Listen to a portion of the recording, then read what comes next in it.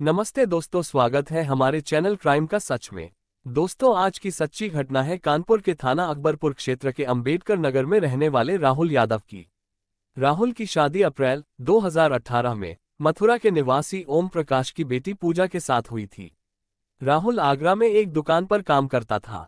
बीच बीच में उसका कानपुर स्थित बी अपने घर भी आना जाना लगा रहता था। राहुल के परिवार में कुल 3 ही सदस्य थे। खुद राहुल, उसकी पत्नी पूजा और मां रेशमा। 10 नवंबर 2020 की बात है। सुबह जब राहुल और उसकी मां सोकर उठे तो पूजा घर में दिखाई नहीं दी। उन्होंने सोचा पड़ोस में कहीं गई होगी, लेकिन इंतजार करने के बाद भी जब पूजा वापस नहीं आए तब उसकी तलाश शुरू हुई।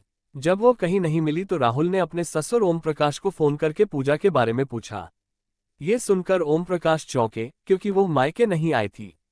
उन्होंने राहुल से पूछा, क्या तुम्हारा उसके साथ कोई झगड़ा हुआ था? इस पर राहुल ने कहा, पूजा के साथ कोई झगड़ा नहीं हुआ। सुबह जब हम लोग जागे पूजा घर में नहीं थी। उसको तलाश किया, जब वो कहीं नहीं मिली तब फोन कर आपसे पूछा। बाद में राहुल को पता चला कि शिवानी घर से 30,000 की नकदी व आभूषण लेकर लापता हुई है।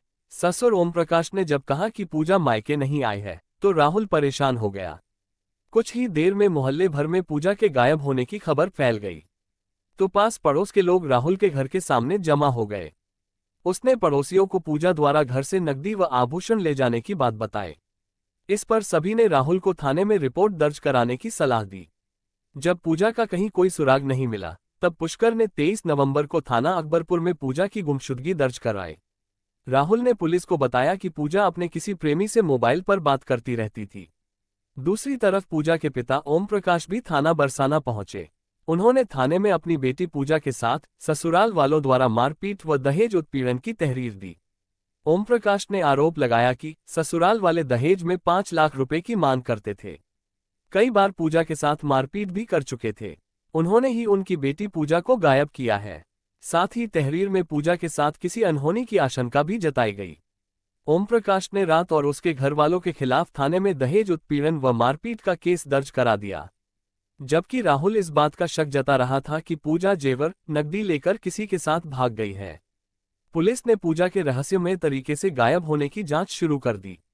थाना शाहगंज और महिला थाने की 2 टीमें पूजा को आगरा के अचनेरा, कागारोल, मथुरा, राजस्थान के भरतपुर, मध्य प्रदेश के मुरैना, ग्वालियर में तलाशने लगीं।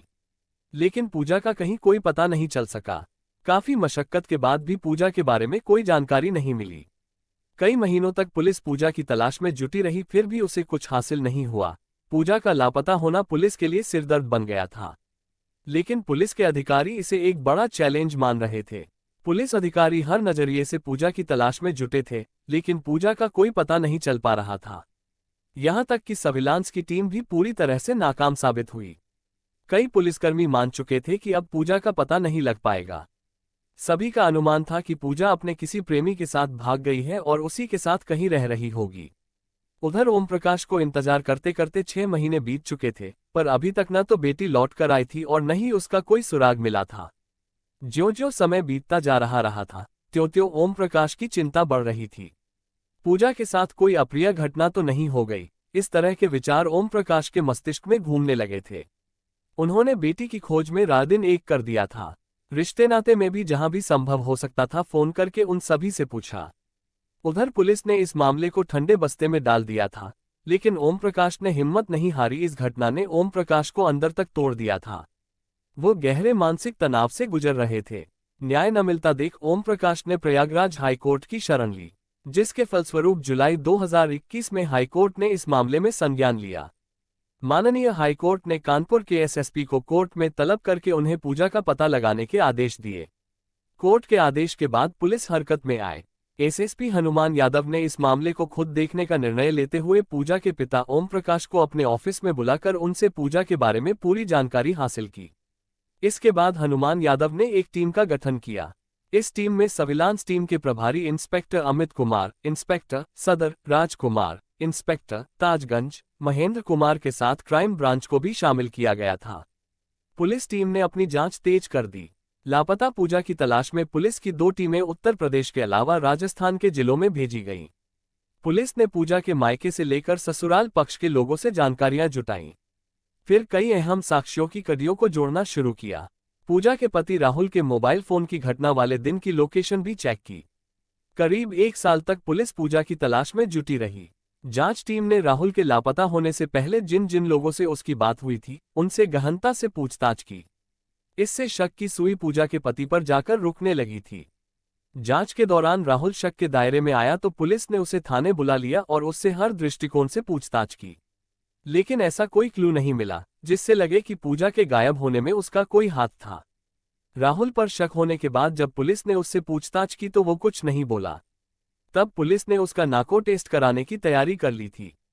नाको टेस्ट कराने के डर से राहुल टूट गया और उसने 8 नवंबर 2021 को अपना जुर्म कबूल कर लिया। राहुल आगरा में रहता था, जबकि उसकी पत्नी पूजा कानपुर के अंबेडकर नगर स्थित अपनी ससुराल में रहती थी।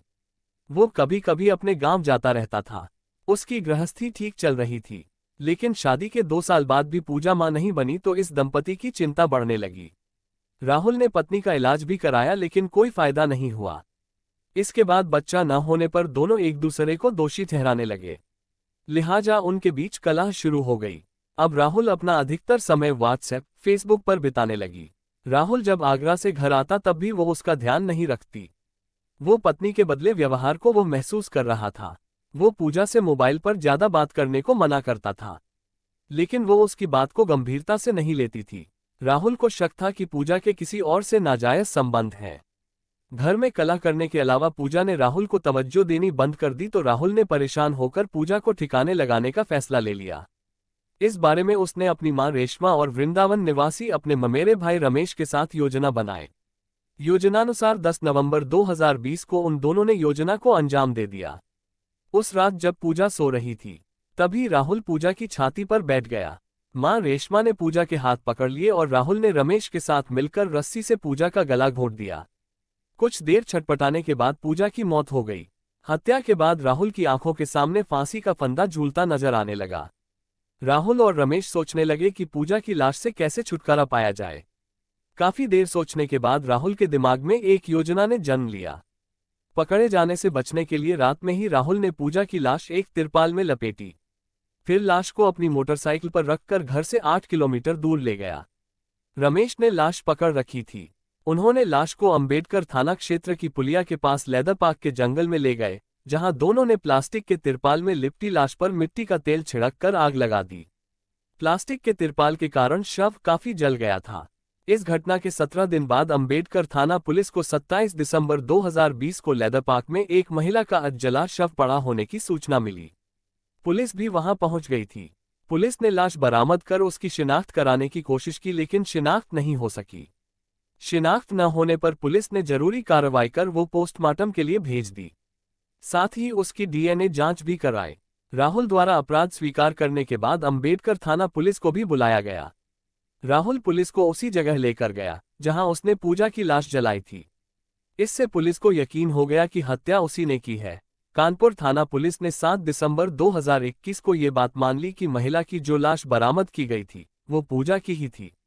उसकी निशानदेही पर पुलिस ने घटनास्थल से हत्या के सबूत के रूप में पुलिया के नीचे कीचड़ में दबे प्लास्टिक के तिरपाल के अधजले टुकड़े, जूड़े में लगाने वाली पिन, जले और अधजले अवशेष व राहुल के घर से वो मोटरसाइकिल बरामद कर ली जिस पर लाश ले गए थे। डीएनए जांच के लिए पुलिस ने पूजा के पिता का खून भी अस्पताल में सुरक्षित रखवा लिया। पुलिस ने राहुल से पूछताछ के बाद उसकी मां रेशमा को भी गिरफ्तार कर लिया, लेकिन रमेश फरार हो चुका था। दोनों को कोर्ट में पेश किया गया, जहां से दोनों को जेल भेज दिया गया, जबकि हत्या में शामिल तीसरे आरोपी रमेश की गिरफ्तारी नहीं हो सकी थी। पति और पत्नी के रिश्ते की नींव एक दूसरे के विश्वास पर टिकी होती है। कई बार यह नींव शक की वजह से कमजोर पड़ जाती है। इसके चलते मजबूत से मजबूत रिश्ता भी टूटने की कगार पर पहुंच जाता है या टूटकर बिखर जाता है। पूजा के मामले में भी यही हुआ। काश राहुल पत्नी पर शक न करता तो शायद उसका परिवार बर्बाद न होता। दोस्तों, मिलते हैं जुर्म की एक और सच्ची घटना लेकर, जिससे समाज को जुर्म से लड़ने में मजबूती मिले। जय हिंद।